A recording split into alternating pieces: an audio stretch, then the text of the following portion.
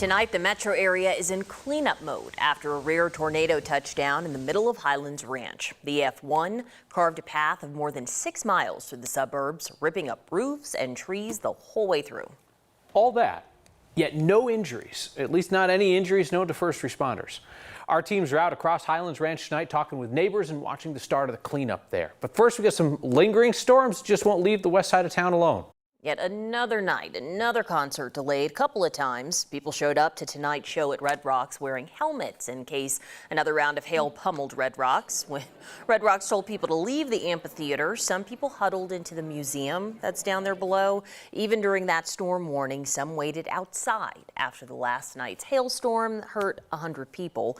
Red Rocks gave the all clear for everybody to get back in the amphitheater, get to their seats about 9:15. Then they put another weather delay in place 15 minutes ago, telling people to seek shelter before giving the all clear again 2 minutes later.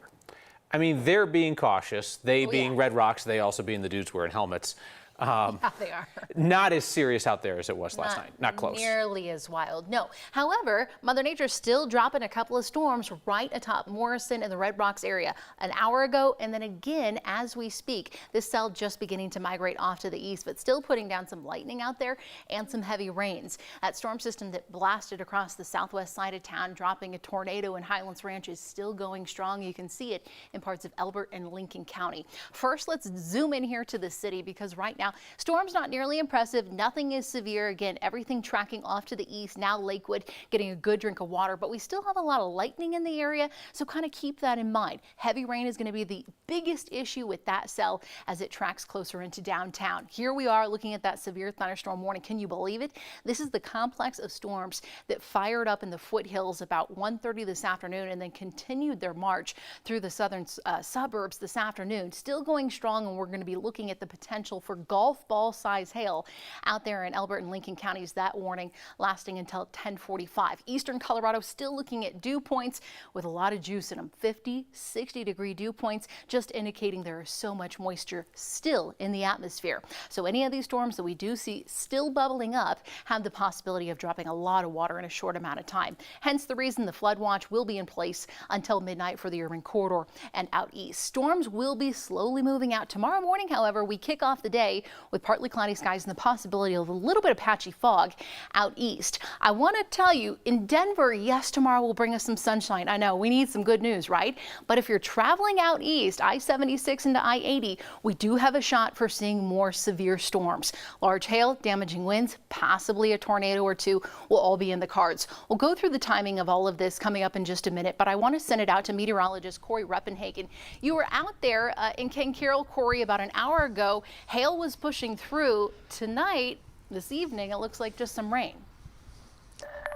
Yeah, you know, it's been 2 very busy and damaging days of thunderstorms in our area, and we're not done yet, because this thunderstorm, I'm in Lakewood now, this one just went over us, and fortunately, you're right, this time just rain, but it did. I watched a few lightning strikes over in the Morrison area, so they're probably still having some trouble getting that concert underway. But the storm before that, as the sun went down tonight in Ken Carroll, small hail falling once again this evening, and everybody kind of shell-shocked out in the Ken Carroll area and the south side of town as the small hail started pelting the ground once again, hiding under overpasses and under the awnings of gas stations. So that kind of pittered out just pretty quickly as it moved through the South Metro once again with small hail. But it was the predecessor of that storm, the one this afternoon, that caused all the damage, hail and tornado damage. And covering that part of the storm for us, Jennifer Meckles is out there in the Highlands Ranch area, and hopefully, Jenny, the storms are leaving you alone out there this time. As of tonight, they are, Corey, but they certainly came in brutal earlier today. Yes, we're in Highlands Ranch. We're south of 470. We're off like University Boulevard, or University, excuse me, some neighborhoods in that area. This backyard took some terrible, terrible damage. I'll just take you on a tour of the backyard. This is part of the roof that hangs over the family's deck, totally off of the house. You can see kind of behind me a big tree, several trees in this yard uprooted. Here's some more of just the lumber, if you will, from the house collected in and around the hot tub. I'm told the hot tub is okay. And then I'm going to take you finally up here to the back porch. That back porch is just toast. That is just some of the exterior damage that the homeowner here had. We also have some internal damage. Let me give you a look at what that looks like on video from earlier today.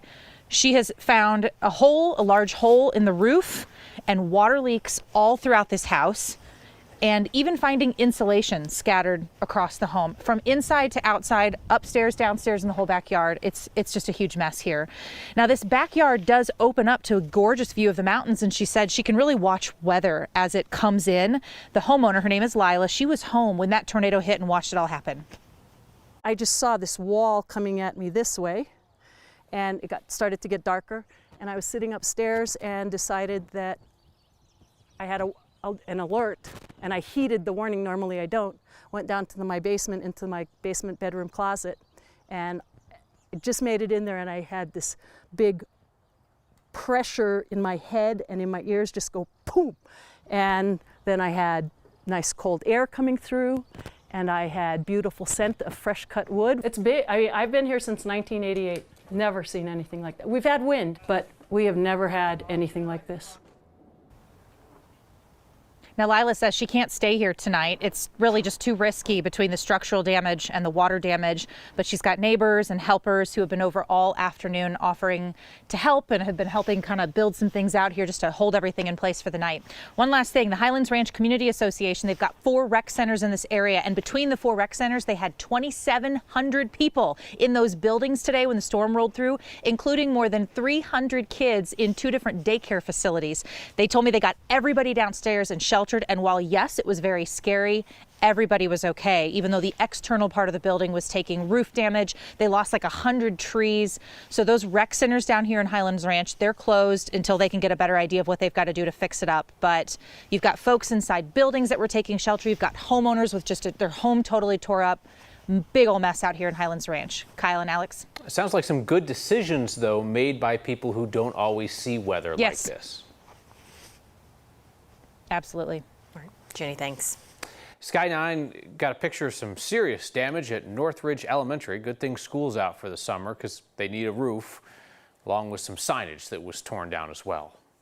We're not used to seeing massive tornadoes touch down in the middle of the metro area. Meteorologist Chris Bianchi was tracking that storm through Highlands Ranch. And Chris, you can explain to us why this was not our typical kind of storm. Yeah, hey Kyle, absolutely. This is certainly not a typical kind of storm for us here in Douglas County. Likely our first confirmed tornado since at least 2019. Still looking into some of those stats, but it's been a few years since we've seen this kind of tornado. And you can see right in front of me, this a large 25 foot tree taken down by this likely tornado that took place about 4 to 5 hours or so ago. But one of the kind of big takeaways that we also saw from these storms earlier on today, as you mentioned, it's not just the fact that we saw a tornado, it was the kind of tornado that touched down that really was unusual. Tornadoes in Colorado happen, and as we found out on Thursday, tornadoes can happen in the Denver area, even if they're not all that common. But the type of tornado that we saw in Highlands Ranch on Thursday afternoon was extremely rare for the Denver area. The type of tornado that brought down large trees and appeared to produce significant damage came from what's known as a supercell thunderstorm. You've probably heard of a land spout. That's a weaker type of tornado that forms from the ground up towards the base of a cloud. That is the most common kind of a tornado in Colorado, and especially for us here in the Denver area. But Wednesday's tornado came from a huge rotating thunderstorm known as a supercell. They're the strongest types of thunderstorms, and they're also rare in the Denver area. Normally, it's way too dry in the Denver area for big supercells like Thursday's, but with dew points, a measure of the amount of moisture in the atmosphere, well over 60 degrees both yesterday and today, we had the rare ingredients to create supercells. Basically, that means that a tornado you'd probably see on TV in the Midwest moved through the heart of the Denver metro area. A rare sight with scary results. You could just hear that roar. That's when the 100-mile-an-hour winds were going. And then we kind of ducked off in the basement. We thought it was quiet, came out, and the rain was going the opposite way. So we knew it was right here. We ducked in the basement again. We heard the pop from the trees going down in the backyard. Thursday's supercell tornado was probably the first for the Denver area in over 30 years, and hopefully we don't see another one again anytime soon. And we saw an estimate, this is an estimate here from the National Weather Service office in Boulder, that this tornado was on the ground for about 6.3 miles with 97-mile-an-hour maximum winds, making an EF1 tornado. Good news is we've got calmer weather in store for the metro area for the next couple of days. And speaking, by the way, of some of those cleanup efforts, reporter Kelly Rinke is also here in Highlands Ranch. And Kelly, are those cleanup efforts also getting underway out in your side of Highlands Ranch like they are here? Oh yeah, Chris, big mess here. The damage really shows you how powerful those winds were. People's private fencing in their backyard has really turned into open lawn concepts. There's a lot to clean up here, but thankfully people are in really good spirits and they have some awesome neighbors to help them out.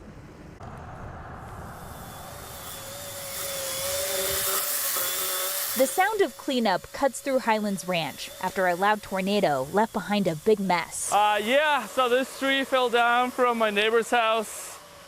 Just kind of ended up coming down into our driveway and blocked our cars. A team of helpers made Luis's driveway even more crowded. Yeah, this is a great friend of mine, and then just like neighbors started gathering around helping, so that's super nice. Luis is grateful for the extra tools. There's a lot of damage, but the storm didn't hurt what's most important. I mean, we're good. My family is good. I have 2 kids, and my friends are fine, so I mean, it is what it is. Strong winds swept property away and brought neighbors together, like Jared. I'm Jared. Yeah, Jared. And Tom. It is strange, because I don't know most of these people. He's getting to know them now. Yeah, we are, yeah. Hey, some of your toys ended up down in our yard. After a loud storm, this neighborhood won't be quiet for some time. One tree at a time, yeah, absolutely. Okay. 1, 2, 3. Neighbors will push through each one together. Yeah, there's no way you can do it on your own, so. That's what you call teamwork, that's for sure. People got to work as soon as this storm rolled through. There was a woman who told me that her husband headed right to Home Depot. He wanted to get a chainsaw before they sold out, guys. There was a definite eagerness that you could kind of sense, Kelly, that there were some folks wanting to use some power tools that they don't always get the chance to use. Kyle, they were running with the tools. Oh, maybe well, not we don't very recommend safe. that. But they were like so eager. They were like, woohoo, got an opportunity to take this out of the garage. Yep. Look, honey, I'm using the chainsaw. Yeah, exactly. All right, Kelly Rinke, thank you. Governor signing off on emergency help for places out east that saw tornadoes and flooding yesterday. You're hearing people crying and screaming, and you're getting pelted.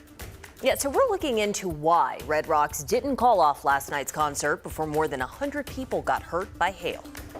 And the missing Titanic tour sub is found, resting alongside the great ship.